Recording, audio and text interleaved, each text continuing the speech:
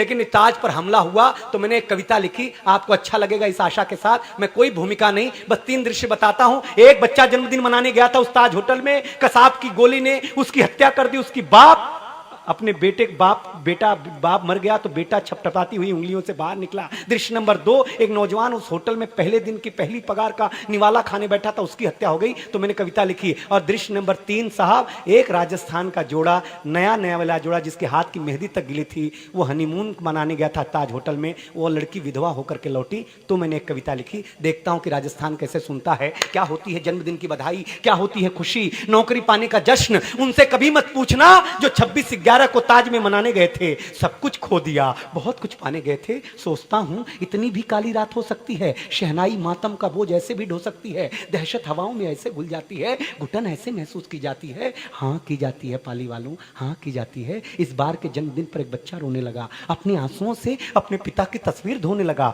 Cake काट करके उनको खिलाने लगा। हैप्पी बर्थडे टू यू गाओ ना पापा, संवेदना का चरम पे पहुंचा दूं तो बताना, हैप्पी बर्थडे टू यू गाओ ना पापा, यह कहकर खुद रो रो करके गाने लगा।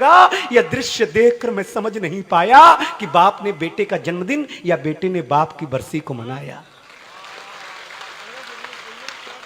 बाप ने बेटे का जन्मदिन या बेटे ने बाप की बरसी को मनाया। अब मैं आपसे तालियां मांगूंगा नहीं, क्योंकि आप एक जवाबदार नागरिक हैं, आपकी एक जवाबदेही भी है और मेरी भी एक जवाबदेही। मैं पूरी कर रहा हूं, आप पूरी करके बताने की कोशिश करिएगा। देखिएगा, अरे उस नए नवेले जोड़े का सोचो जिसके एक हाथ में मेहंदी, दूसरे हाथ में सुपारी वाला कंगन, एक के मांग में सिंदूर, दूसरे के माथे पर चंदन, एक का लाश से सिंगारित चेहरा, दूसरा जैसे उससे कुछ कह रहा। वो चूड़ियों का खुल के खनकना, वो आंखों ही आंखों में हंसना, वो कपोलों पे रात की लाली, वो प्रफुल्लित चेहरा, चेहरे पे खुशहाली, इन सब ने दम तोड़ दिया था क्योंकि कंगन ने मेहंदी का साथ छोड़ दिया था।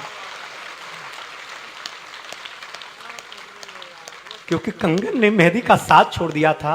अरे उस नौजवान जोड़े का सोचो जिसकी डिग्रियां तक मातम मना रही थी।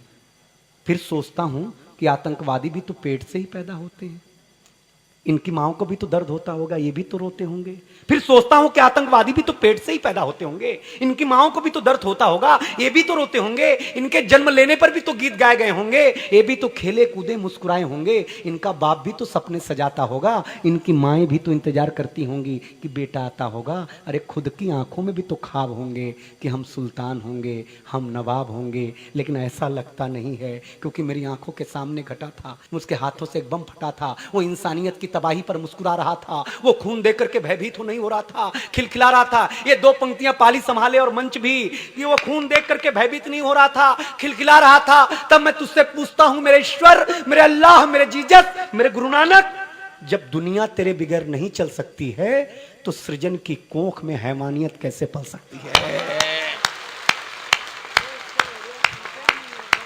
जब दुनिया मेरे मालिक तेरे बिगैर नहीं चल सकती है, जब दुनिया मेरे मालिक तेरे बिगैर नहीं चल सकती है, तो सृजन की कोख में हैवानियत कैसे पल सकती है? मुझे पता नहीं कि ये तेरा बंदा है कि तेरा किरदार है। मैं तुझसे ही पूछता हूं कि 26/11 का कौन गुनहगार है? ये कवि सम्मेलन का मंच है, अखबार का मंच है, राजस्थान पत्रिका जैसे समृद्ध अखबार का मंच है। संदेश अच्छा लगे तो बताना, 26/11 का कौन गुनहगार है?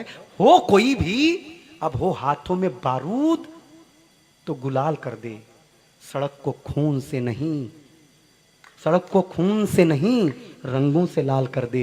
हाथ की बंदूक पिचकारी भी तो हो सकती है, सरहद की लकीर फूलों की क्यारी भी तो हो सकती है। अब ये कंधे लाश ढोने से इनकार कर रहे हैं, इसलिए मेरे मालिक, मेरे ईश्वर, मेरे अल्लाह, मेरे जीसस, हम तुझसे मिन्नत, विनती, गुहार कर रहे हैं कि अब सचमुच की ईद, होली, बैसाखी, दिवाली दे दे इस पाली को, इस राजस्थान को, इस भारत को, इस दुनिया को किसी न किसी बहाने से खुशहाली दे दे, किसी न किसी बहाने से।